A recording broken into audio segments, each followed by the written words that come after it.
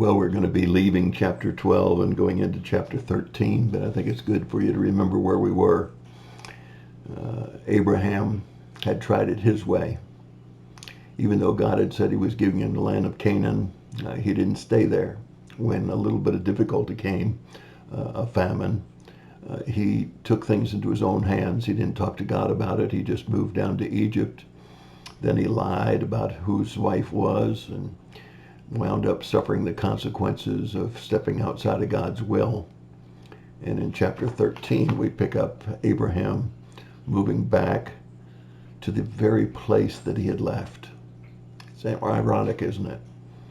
He had left around Bethel and Ai, where he had built an altar and talked to God and worshiped God there. And now he was right back where he started.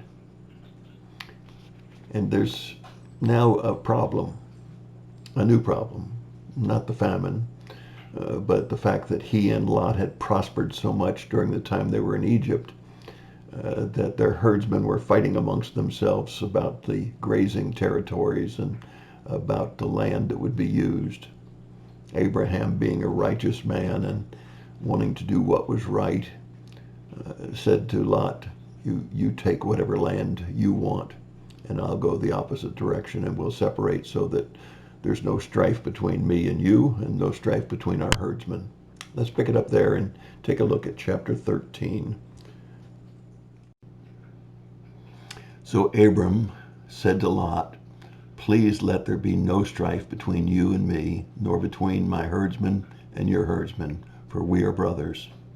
Is not the whole land before you? Please separate from me.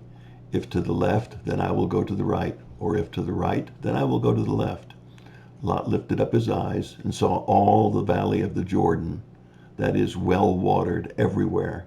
This was before the Lord destroyed Sodom and Gomorrah, like the garden of the Lord, like the land of Egypt, as you go to Zoar. So Lot chose for himself all the valley of the Jordan, and Lot journeyed eastward. Thus they separated from each other. Well, when it comes to physical things, Lot was no fool.